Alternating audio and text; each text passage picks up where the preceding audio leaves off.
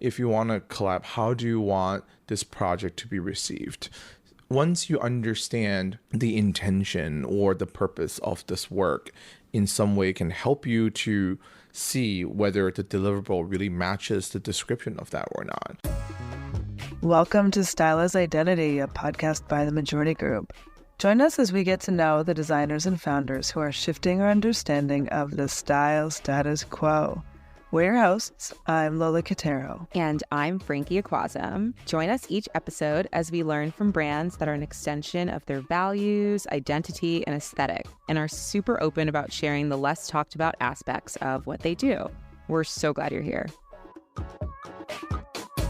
Plot twist. Today, we don't interview a fashion designer. We don't. It's no other than Zipeng, designer, illustrator, and seasoned collaborator with the likes of Allbirds and COS. We wanted to talk with someone that has collaborated with fashion brands, and he has. Join us as we hear from Zipeng on what makes the right collab. This episode will level up your working knowledge and mindset around collabs, and give you a roadmap on how to set yours up for success. Hi, Zipeng. Hi. Hi, Zipeng. Hi. What I love about having you here today is that you aren't a fashion brand, but a designer that has collaborated with one, Allbirds and COS, but we'll get to that later. Yes. Many of our listeners either started their own brand, are in-house at one, or have aspirations to start one. Hearing your perspective will help us learn through your experience, and I can't wait to get into it. So from the top, what type of design do you focus on, and when did you realize you wanted to be a designer? Yes. So I have a semi-long answer to this, unfortunately. Yes. Don't abbreviate for us. Yeah. Say more. I also don't know how, because every single part is kind of crucial. I'm a Swiss Army knife kind of creative.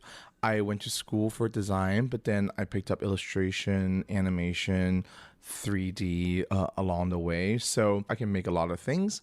And I actually didn't start off wanting to become a designer. And I have a secret backstory to follow up. When I was a kid, I was born and raised in China. And manga and anime is a big part of our childhood. Like, y'all have Disney, we have manga, Yeah. And all I wanted is to become a manga artist to draw comic books. But what I had the realization that I had no skills of drawing whatsoever. And that was when I was maybe 13 or 14. And Was that a self-realization or someone told you? it's a self-realization because I worked every day. I draw like 10 hours a day. They don't look good. They look so bad. We love self-awareness, though. Yeah. Yes. But it was also, for a 13 or 14-year-old's first defeat in a way. It's like my first failure by however you want to define it. And that experience actually led me with a tremendous skills in Photoshop. That's where it led me into the world of design, because my friends are, can you Photoshop this photo for me? And I would just add their names next to them, but I would pick a font, I would add some glow, they would look very cute. And that sort of and then that sort of snowballed into creating posters for the school and everything, until one of my art teacher suggested if I am interested in study design abroad instead of biochemistry. However, the little side secret story I want to tell you is my dad was actually a graphic designer as well. He was professionally trained as a painter, but then he went into design because painting in China can feed your family. And then sadly, he realized design can feed his family. So he actually had a very traumatic career. So when I was growing up, all the art books were locked up in the library. I was not allowed to touch any of them until, later on I went to art school, because they didn't want me to go down this path. And irony is a bitch. Oh, truly. That irony, man. They tried really hard to keep me away from it, and somehow She's so stubborn. Somehow she found her way back, and and here we are. I love that, though. You're like, look, I know the books are locked away, but I'll just find my own way there. And I didn't know that my dad was a designer and artist until I think maybe 4 or 5 years ago. Man, the nature versus nurture there. The nature is Nature wins. Yeah. can't deny. Nature Yeah. 1, nurture 0. Yeah. Sorry, Yes. nurture. I have spent so much time looking at your designs that I now feel like the rest of the world looks so bland in comparison. Obviously, the rest of the world is doing her best, but you really, really know how to tell a story and captivate the naked eye. And so, who do you create for? Other than Frankie. Thank you, Frankie. I had this revelation in the middle of the pandemic. I was going through my first ever heartbreak. During the pandemic, that's a double whammy. I left my ex-boyfriend March 10th. Oh. And then 2 days upstate turned into 6 months there because Yeah. by the time that I realized, I woke up like a Monday morning, New York City was locked down. So I was going through Yeah. my first ever breakup in this global tragedy at the same time.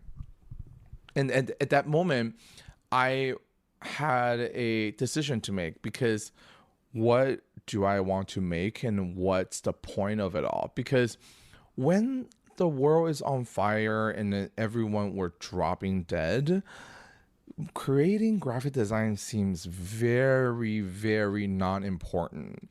But then I had a moment. I think I am kind of funny. I think I make work can bring a little smile to someone's face. And I felt like if I am able to chip in my side of the effort to just make someone's day, hopefully Frankie, Yes. Heart emoji. and then I will be, I'll succeed. Like I think this is something that will make me feel like, oh, maybe I've done my job as a creative.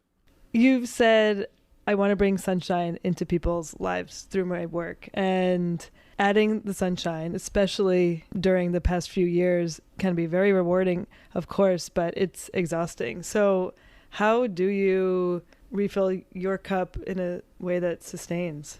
That is a really good question. I think it's going to come back to, once again, the nature and nurture. I'm from basically the Miami of China. So I grew up bathed in sunshine. We have like 9 months of summer. So sunshine, I think it's been in me since day one.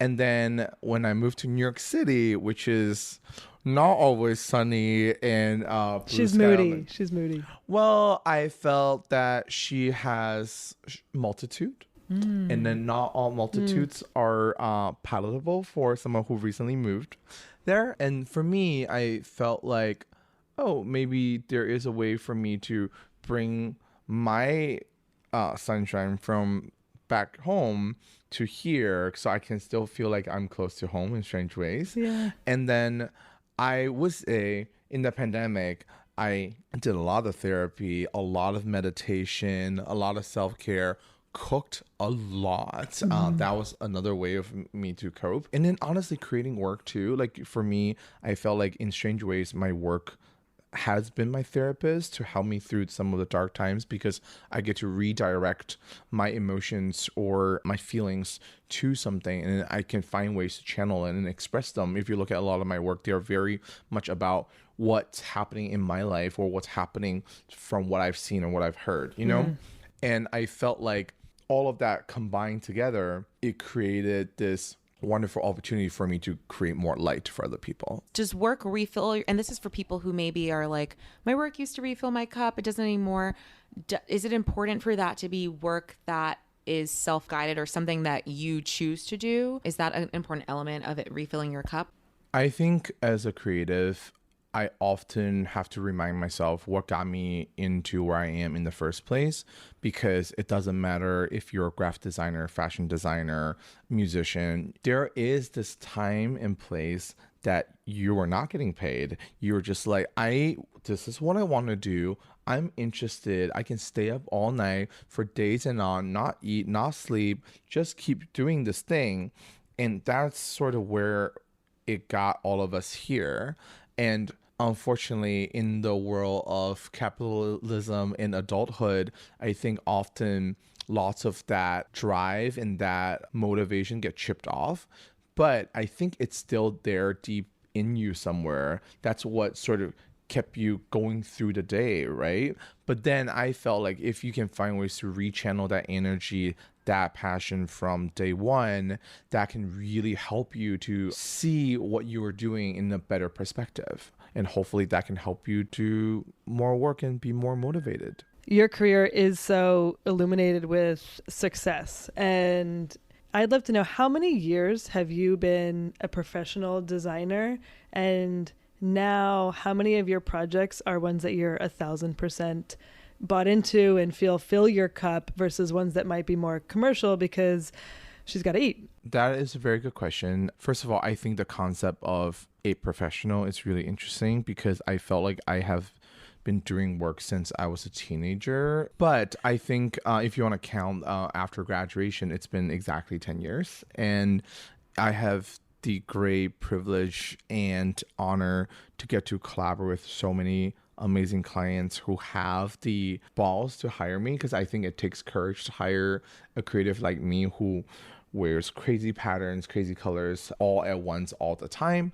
And I also felt that I really appreciate them taking on a queer immigrant creator. I think all of that in many ways is a great way to help me to give me drive, because I remind myself how lucky and how grateful I am every single day. But I think out of the projects, every time I get to try something that I haven't been done, whether it's a outdoor mural or my first ever Times Square takeover, all of those projects with the scale. I mean, size matters, of course, but it's just being able to reach out to a new territory. It's something that's really, really exciting.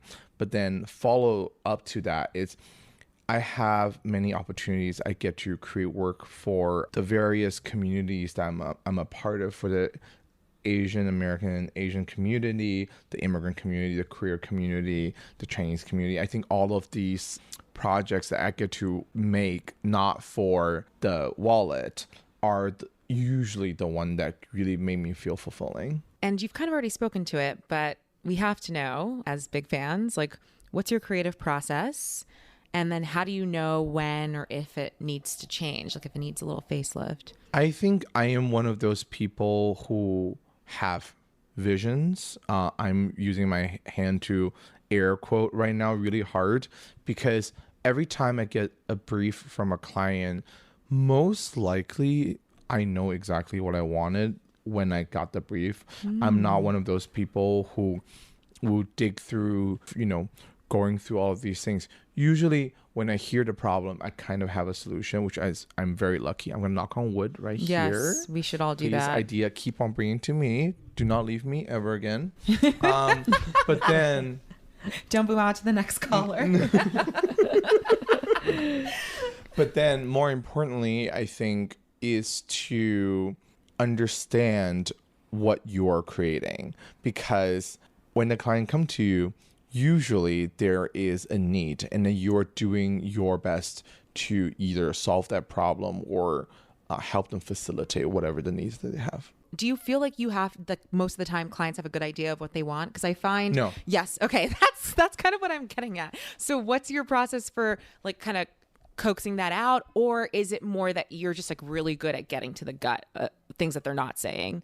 The complicated part, because I do so many different things, so it really depends on what kind of project it is. But usually for a branding project or an animation, or sometimes even a brand collab, they will come to you, be like, hey, this is what we want. And then I often ask them, but what's the intention behind this thing that you want to do, If you want a logo, what do you want this logo to do? If you want a commercial, how do you want people to react to this video? If you want to collab, how do you want this project to be received? Once you understand the intention or the purpose of this work, in some way can help you to see whether the deliverable really matches the description of that or not. I think in the world of creativity, there's a lot of shiny things, Very often they stress on the importance of a logo, but the problem is messaging. Yes, you can have a great logo, but if your copy is not good, people don't understand what you're talking about, they're not going to get it and it's not going to be effective. And then I'm trying to do my best to help my client understand what their problem is and how can we solve this together. What I want to go back to is that you asked the client what their intention is, but when you gave examples of the questions you were asking is, how do you want this to be perceived? Which is actually having a customer first mindset. Because if the customer doesn't feel that intent, which is really what you're asking, then the project isn't successful. Yeah. I mean, here's the thing, right? Usually the work that we do, it's outward facing. I mean, sure, there's many internal projects that we work on, but even the internal project, there's usually an audience behind that. Like the client is usually hiring us to create something for someone else. Yep. Like yes, sure, we're creating identity for a brand. Yes, the client is a client, but that brand usually have something else, whether it's a service or a product towards other directions. So to understand what is the third party in this scenario can really help us to navigate better. Totally.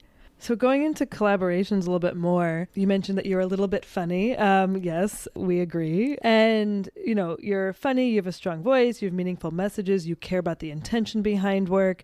And so Frankie and I were discussing it and we're like, I wonder what makes him say yes or no to a collaboration. And I think what I really want to ask is, have you said no to a collaboration and why?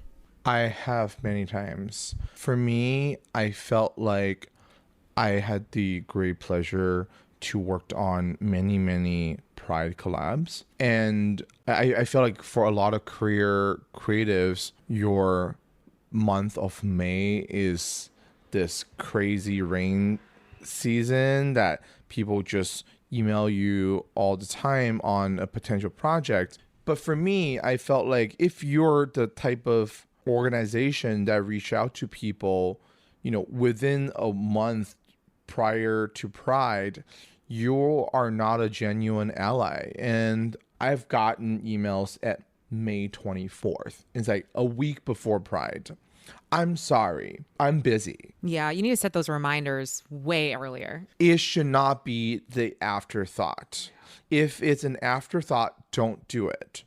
And I would often said, come back next year. Or also, why does it have to be June if you really care? Yeah. So that part. Thank you so much for bringing up that part, because originally my Allbirds collab was meant to be a Pride collab. And then we had a conversation with a client. I was telling them I actually felt like it would be more impactful if we purposely decided to drop this in August once all the Pride news cycle has, finished, because queer people exist 24/7, 365 a year. I have to say that was the wonderful honor that I had with Allbirds. They were such a collaborative clients. They are not only they listen, but they also really try to be a good ally. And then on the other hand, many times if I get a project that's whether to do with Pride or Heritage Month, if there's not a designated charity donation part within the contract, I won't take it. Yeah, for your because money if you're trying to make money out of my people, like, I'm sorry. Yep. Find someone else to do that. I'm not going to help you to take advantage of this situation. But if you're willing to be open to see the importance of contributing to the community, then let's have a conversation, and that's okay. Yeah. What I love about what you're describing with Allbirds collaboration, in addition to them being an ally, is that when someone approaches you to do a certain thing, I think oftentimes we're like, okay, this is my lane. But you're like, I'm going to help you with the strategy of this launch. It's not just, okay, in your mind, what do the shoes look like? Like, you're giving them advice and guidance outside of the actual product that is created that also helps with the work that you're working on together. It's oftentimes when someone comes up to you, you're like, all right, I guess I'll just work within this box. But you're like, look, you didn't ask, but I'm going to let you know. You shouldn't launch this in June. Yes, and also I think in many ways, if you Google the project, Zipeng Zhu X Allbirds, you can see the actual design is not full of rainbow. It's very colorful, but it is not rainbow. And then that is another intention that we purposely decided, is that we're gonna see so much rainbow in June. I think people are probably a little rainbowed out by the end of the summer, and then we want to find ways to express queerness, or I want to find my way to express my queerness in the shoe to be dazzling, colorful, exuberant, fun, energetic, and joyous all at the same time without waving the big rainbow flag. So now that we're on Allbirds, and one of the people you did say yes to, it's very rooted in its simple designs. I actually think that's one of their main things. It's like, we're simple, we're practical, you can put us in the wash, and we're comfortable. It's very functional. So what did it look like to fuse your style, your energetic, vibrant style, with Allbirds' already established style? Well, it sounds like they courted you, but we want to know who courted who. Oh no, I went out of my way. So I am one of the world's biggest Allbirds fans since day one. They're not paying me to say this. This is one of the rare projects that I went out of my way to get, because I usually wait for the project to come to me. So I usually is like, a chill starfish, I guess, just hanging in my living room. But occasionally I am this desperate bottom that I really just wanted to please. And in this scenario, one of my wonderful friend, Braulio Amato, did the first ever Allbirds collab. It looked amazing. Please look it up. It's truly incredible. And the second it came out, I texted my friend Braulio. I was like, hey, I don't know how you got this project. Can you please hook me up with them? I have literally 20 pairs of Allbirds, and send him a photo of my shoe rack. It's just stacks of Allbirds shoes. And I was like, please let me to do this, because for me, I love Allbirds because, one, you can just lift it up and it's gonna put on you in a second. As a person who is very clumsy, shoelaces are not my friend. Second, you hear that, shoelaces? Don't come around here. Don't come at me. Second, my struggle with Allbirds is sometimes because of how environmentally conscious they are. All of the color, all of the dyes, they are very cautiously selected. That's not harmful to the environment. Therefore, it results in often very muted colors, because that's what you can find in nature. Yeah. So that was my only tiny little, personal opinion. I would love to have a multicolored Allbirds, and this is what I pitched to them. And they were very kind, and they were very open, and they're very accepting, and very very collaborative in many ways. So yeah, and a year and a half later, we have a pair of shoes. There's a lot of meaning behind the design. Can you talk a little bit more about that? So I mentioned a little bit earlier that I think this shoe is a queer expression that I try to express from the bottom of my heart. Here's the thing. Let's be real. It's a pair of shoes. It's not here to make a ginormous political statement by all means.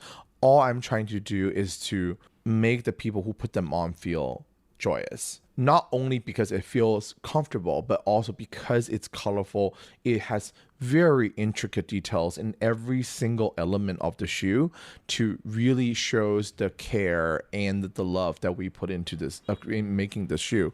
And then lastly is, I also want to find ways to show that, not all queer people are just, 6-color rainbow flag all day.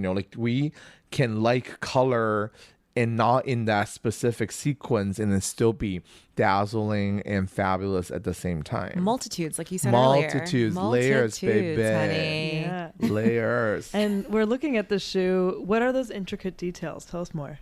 Yeah, because every time I look at the shoe, and I know you wore them today, I see something new, even from the same angle. Yeah. So when you take a first glance of the shoe, there is lots of triangles in various directions. That was a part of the original shoe design. That's something that I didn't get to change. However, that became my inspiration for the shoe, because Allbirds is so much nature oriented. So this shoe is actually inspired by rocks and stones and terrazzos. So in every single side, you basically see some sort of rock formation on the shoe that is very, very colorful. And then in the insole, there is a terrazzo pattern that I created that matches the outside color, because the shoe is so angular that I want to create these forever connecting circles on the front lace of the shoe. And in the back has my little smiley face logo that I think hopefully can bring a little joy to someone when they see it. Yeah. Well, we've already talked a little bit about this, but you have spoken about how your experiences being Asian, Chinese, and immigrant, queer influence your work. And so when you were confronted with a collab, and you talked about this with Pride, like, how do you internalize or have a meter in your mind of assessing like whether or not this is a genuine collaboration, and whether or not, you know, it's someone who's maybe just trying to capitalize off your identity but isn't trying to do anything like productive? Like, I feel like creators need to know in our minds, because you have that gut feeling, but how do you suss it out? For me, actually, I felt it's quite straightforward. When it comes to a creative brief, honestly, there's just three things: timeline, budget, and deliverables. If they want this within a week, red flag. If they have very low budget, especially there's no charity or any other, you know, give back that's involved, red flag. And the deliverable, if it's just solely they want something out of you, or if they're solely want to hardcore art direct you, don't let you to be who you are, maybe that's another red flag. I think with all of these, I sort of have a decent understanding of what could be a potential good project. At the end of the day, trust your gut. You know, sometimes if the email seems very frantic, you know, probably not the right client to take it on. I feel like you've gotten the guidebook. Number 1, don't be hasty. Number 2, write the intent. And then the other 3, time, budget, deliverable. Put some thought behind it, and ask the potential collaborator that you'd like to have a conversation. Yeah, communication is key, honestly. And that's the only way to make great work, because at the end of the day, both parties want to create something that's good. Yeah. And that's often, I think, being misunderstood.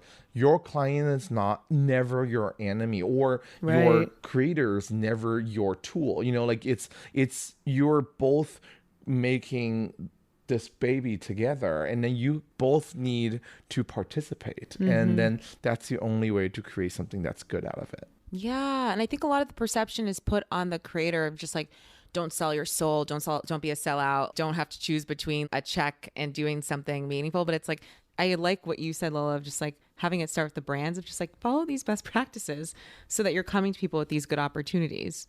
And you can make money without losing all your souls. Yeah. Real quick, you know, you've also collaborated with Cause on their Pride collection. Any key learnings or takeaways there that we can learn from you off of? Yeah, wow, that was such a wonderful collaboration, because that's between me and 2 other artists from around the world. What was that like too? Because there's no way you all had the same style. No, because one is a poet and the other one's a musician, and I'm a graphic designer. And that's the thing, you know, when you know a good client, is that they really are put in the intent to, one, in diversity, not just in the representation, but also in the genres, in the industries. Yeah. And it was really beautiful because, you know, my work is very straightforwardly typography, but it's in the form of a graphic. But then the poet wrote this beautiful monologue that is printed on the t-shirt. You know, like every single one of us had brought what we do best to the table. And then the team was very, very, very collaborative. So my cause t-shirt has 13 color embroidery, which is very, very difficult to achieve. If you have embroidered anywhere, anything go above 6, it becomes very tricky. And not Why is that? From my understanding, there's a lot of limitations to the machine and just to the simple production of it all. And then the progressive flag has, I think, 11 colors in there, 11 or 12 colors in there. So in order to create that representative graphic, it has to have all of these colors. And then that was something that the team really went out of the way to make it happen for this project. Yeah. And you said it was your vision, and your vision to make something like this happen, your vision had to become their vision too. So I think that speaks to the kind of collaborator you are. And then we communicate a lot back and forth. All right. Well, this has been an incredible discussion, and I wanted to ask you, so our listener base, all of you out there, a lot of you are from the US, all over, almost all 50 states by now. We're also completely global, and we love that you are part of this learning journey with us. And so, Zipeng, I wanted to ask you, is there anything you'd like to chat about today or share with us all? Yes, thank you so much. So for me, one of my number one priorities is trying to be a champion, also to contribute my force into the fight against racism. And as some of you might know, the past 3 years have been tremendously difficult for the Asian American AAPI community. And me, as this little creator in Brooklyn, I want to do my best to spread the word as much as possible. Right after the horrific Atlanta shooting, I had the opportunity to collaborate with Times Square Arts that they want to put out a public PSA to tell everyone, hey, has no place here. And that project was one of those difficult but yet important, I have to make this happen projects. They came to me right after the shooting, and the project was done within a day, and then it was all over Times Square the next day on every single screen you can imagine, on all of the trash cans, any surface that you can imagine. And that was one of the real rare moments that I felt like my design had any form of power, and then my work has any strength. You know, I am a person sit behind a computer most of the time. It's pretty easy to feel quite useless when times are hard, and this was one of those rare moments that I felt that I get to contribute my part to the community with the people that I really, really care about. So I want to just use this time as an opportunity to, if you can, please check out Stop Asian Hate. If you can donate, if you can, if not, just spread the words, because racism is still happening very intensively everywhere. And then if we can just do our best, hopefully something can change in the future. Yeah, absolutely. Where most of us are behind computers often, and it doesn't mean we are unable to do something and to continue to do our part to end racism and help inspire peace. Yeah. On the other hand, if you do feel lazy, they have made donation very, very easy within a click of a button. So if you are one of the people that do not want to leave your couch or your desk or your chair, that's totally fine. That there's many ways to help. It doesn't have to be limited to be out on the street, you know? That's what Apple Pay is for. That's what Apple Pay is for. Exactly. Okay, speaking of putting our money in places, where can we buy this collab with Allbirds? I have sad news for you. Unfortunately, this collab is officially sold out everywhere. No! What? You Yeah. said everywhere? Everywhere. I would say if you can, call your local Allbirds store to see if they have any in the back in the stock. But last time I checked, it's sold out everywhere. And I have wonderful news. I think it happened within 3 to 4 weeks of time. And then I just feel very honored and grateful that people seem to really enjoy the shoe.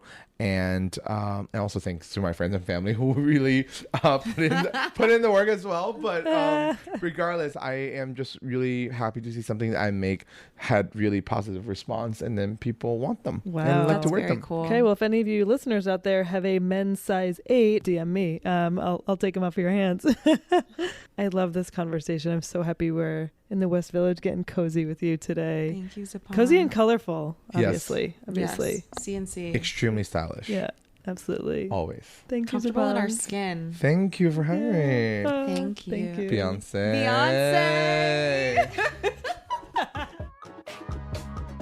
Damn, I love these brands.